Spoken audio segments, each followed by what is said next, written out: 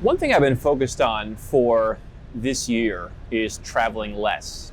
And it's been a very interesting topic of conversation for people in my personal life, friends, family, people that I work with. When we meet up all around the world, people want to know where I'm going, why I'm going there, what's next on my radar. And I wanted to make a video about this and talk about why I'm going to be traveling less, because I think it's interesting in a way that it could apply to you, and some of the things that I'm continuing to learn as we have worked with hundreds of people here at Nomad Capitalist to go offshore. So one of the things for me as I get a little bit older is I empathize with those of you who say, I don't want to be constantly traveling. I was talking to my coach the other day. He's like, I don't know how you did it, because I go on one plane, I go on one trip for 4 hours. I'm going nuts. There's babies screaming. The airport lounge is out of beer. Nothing seems to work, and I empathize. The jet lag is kicking in a bit more. I have a lot of energy, but the idea of traveling just seems to kind of suck my energy, especially when you're coming to Asia. It just takes a lot out of you. It takes a while to rebound. Even if you fly in business class, you never quite get the amount of sleep. I'm a tall guy. I can never really quite fit in, and it's just not as comfortable as it used to be.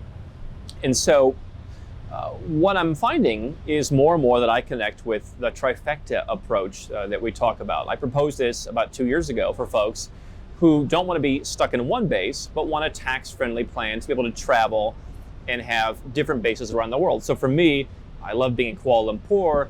I like spending my summers in Serbia and Montenegro.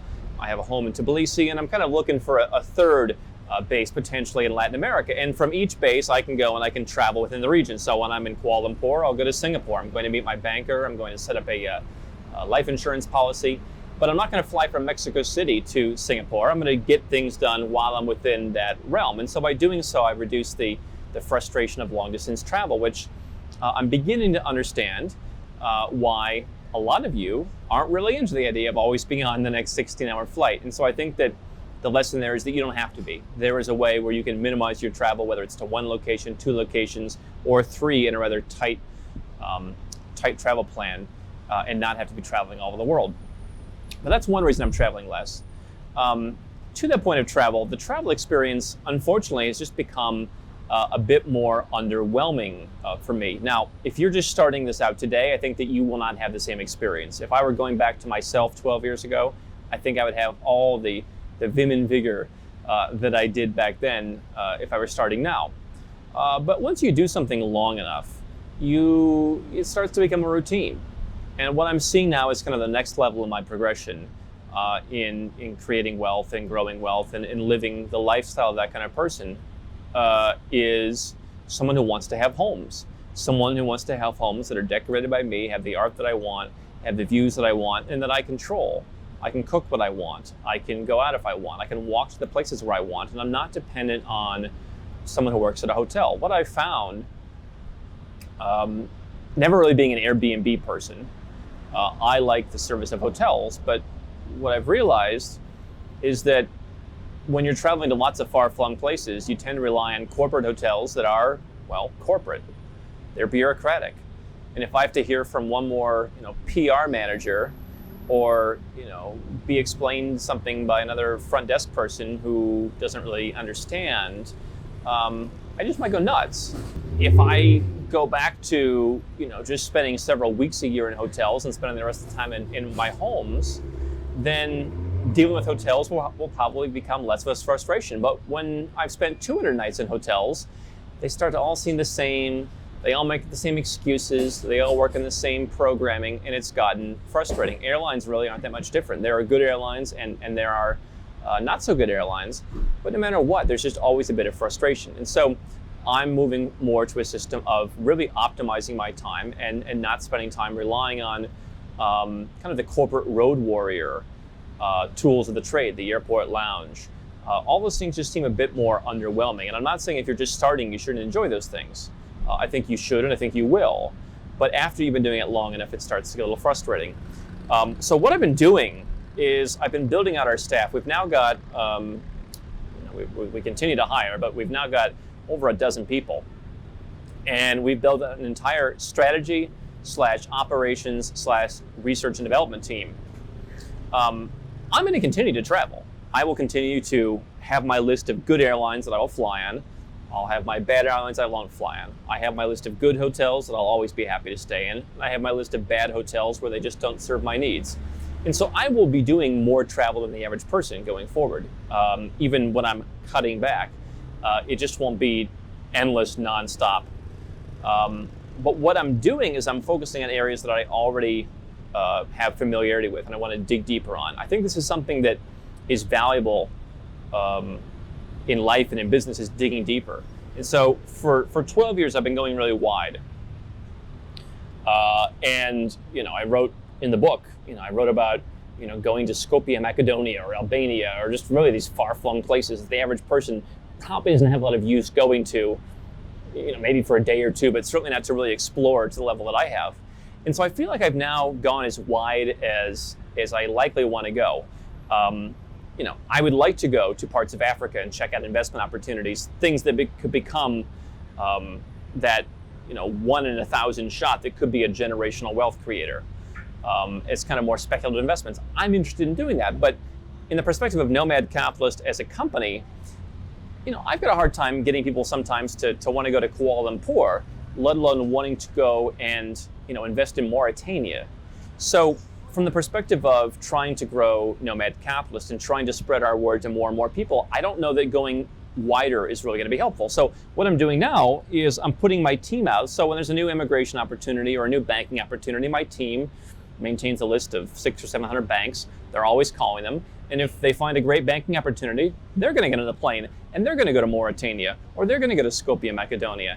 And they are going to be the ones who actually do the research after me, training them for all this time. Or if there's a new immigration opportunity, they're going to go and work through the residence program or the citizenship program, or they're going to go and meet with the lawyers and finalize everything and get things worked out. So Nomad Capitalist as a brand will continue to travel.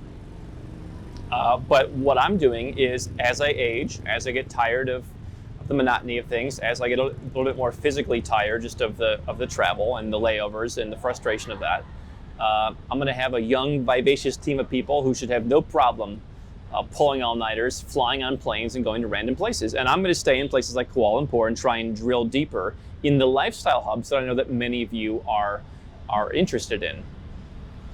Because here's what I've learned in working with 6- and 7-figure entrepreneurs.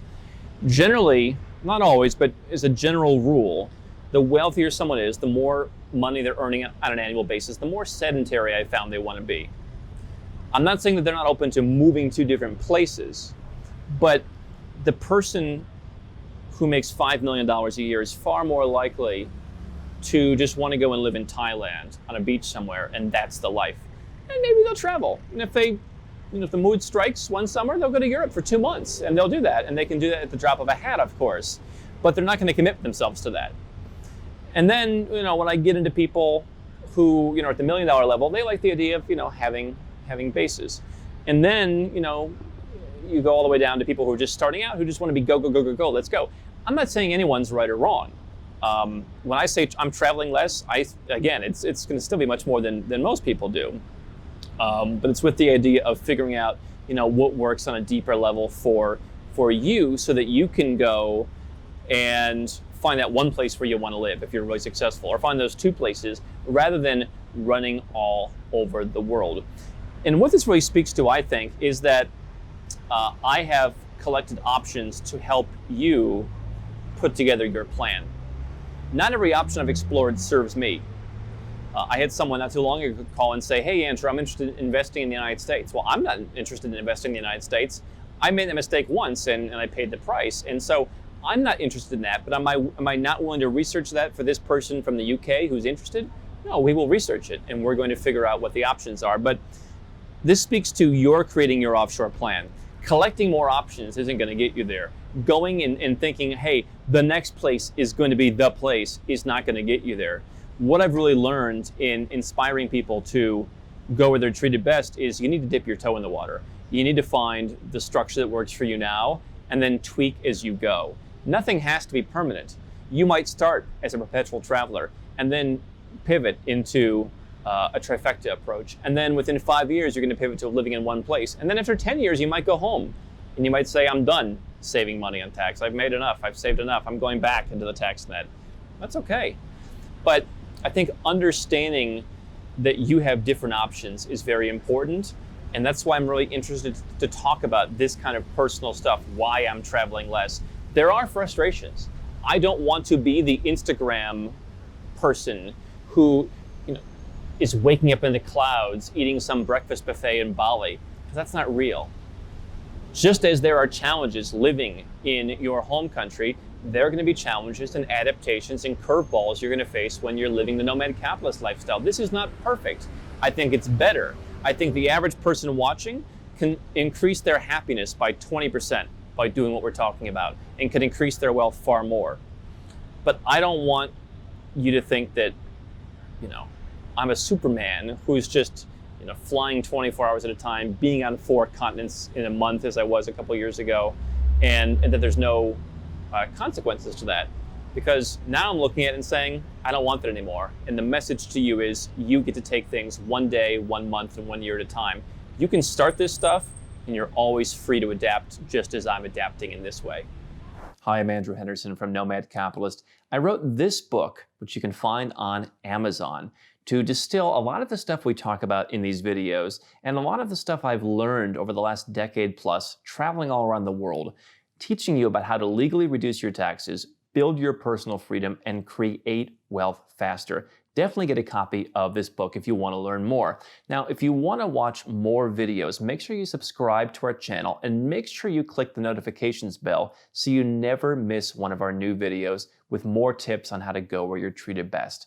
And if you're already a 6- or 7-figure entrepreneur and you'd like to put these strategies in place for yourself, go to nomadcapitalist.com and learn about how I can help you.